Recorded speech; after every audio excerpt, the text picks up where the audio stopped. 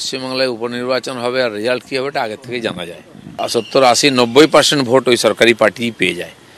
তো সেজন্য এর নতুন কিছু চিন্তা ছিল না। একটা সিট আমাদের ছিল মাদারিহাট, যেটা সেটা আমরা লড়াই দিয়েছি, আশা ছিল যে একটু ভালো রেজাল্ট হবে, সেটা হয়নি। এর আগে 4টে সিট আমরা হারলাম, সেখানে আমাদের জেতা সিট ছিল, সেখানে অনেক বেশি ফারাক ছিল। এইভাবেই ভোট হয়, এখানে ভোট করানো হয়।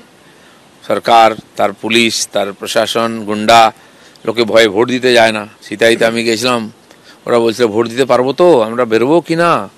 তো এই ধরনের প্রশ্ন থাকে বলে একতরফা ভোট হয়।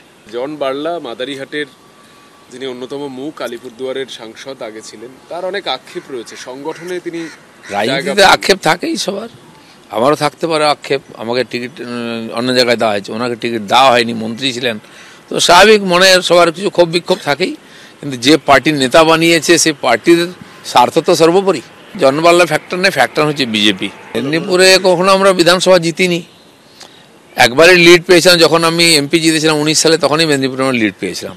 তারপরে বিধানসভায়ও লিড পাইনি, লোকসভায় এবারেও লিড পাইনি, সেটা আমাদের সিট ছিল না। হ্যাঁ, সেখানকার কর্মীরা লড়াই করেছেন সবাই। পার্টিতে এই ধরনের রেজাল্ট হলে, লোকসভাতে আমাদের রেজাল্ট ভালো হয়নি, বা ইলেকশনও ভালো হচ্ছে না, অবশ্যই পার্টির মধ্যে চিন্তন মন্থন হওয়া উচিত যে পার্টির কাজ করার পদ্ধতি, নির্বাচন লড়ার পদ্ধতি ইত্যাদি পাল্টানোর দরকার আছে, কি করা উচিত সেটা চিন্তাভাবনা হওয়া উচিত পার্টির মধ্যে, তার মধ্যে পরিবর্তন হওয়া উচিত। আমাদের এখন পার্টিতে নতুন করে মেম্বারশিপ চলছে, তারপরে পার্টির সাংগঠনিক রদবদল হবে, আর তারপরে নতুন করে 26-এ ইলেকশন নিয়ে আমরা লড়াই শুরু করব, তার প্রস্তুতি হবে। পার্টিতে যারা সংগঠন দেখছেন, সিদ্ধান্ত নিচ্ছেন, তারা ভাববেন আমাকে পার্টি যে কায়দায় আমি ঘুরি, আমাকে নির্বাচন প্রচারে যেখানে যেতে বলা হয়েছিল গেছি, আমাকে সাংগঠনিক সদস্যতা অভিযানে যে যে জেলায় যেতে বলা হচ্ছে, বা কেন্দ্র থেকে ত্রিপুরায় যেতে বলা হচ্ছে, আমি সেটাই করছি। এটাই পদ্ধতি আমাদের। প্রতীকে ভোট হয়, তো তার সাথে উপনির্বাচনের পরিবেশ নেই। তাছাড়া দলের সাংগঠনিক অভ্যন্তরীণ বিষয় যখন সিদ্ধান্ত হবে, সেখানে মতপার্থক্য, ভিন্ন ভিন্ন মত থাকতে পারে। প্রতীক হচ্ছে ফাইনাল। ভারতীয় জনতা পার্টি যারা করে, তারা পদ্মফুল দেখেই করে, তাদের নেতা নরেন্দ্র দামোদর দাস বলে। ভারতীয় সংস্কৃতি, সনাতন সংস্কৃতি, জনজাতিদের স্বার্থ এবং অধিকার, এটাই হচ্ছে আমাদের মতপথ। আমি আবারও বলছি ধূপগুড়ির উদাহরণ দিয়ে, ডোন্ট গেট ওরিড।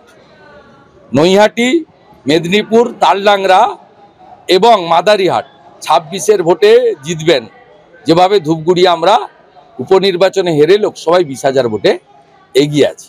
তো এগুলো কোনো ইস্যু নয়। আলিপুরদুয়ারের মাদারিহাট কেন্দ্রে কি হয় কৌতূহল ছিল সবারই। সেখানেই প্রথমবার এতদিন পর্যন্ত সেখানে তৃণমূল একেবারে সেখানে সভা পর্যন্ত বসাতে পারেনি, সেখানে জোড়া ফুল ফুটলো কার্যত বিজেপিকে ধরাশায়ী করে। সেই মাদারিহাটের থেকে এই ফল নিয়ে কি বলেছেন জন বার্লা, রাখবো আপনাদের সাথে।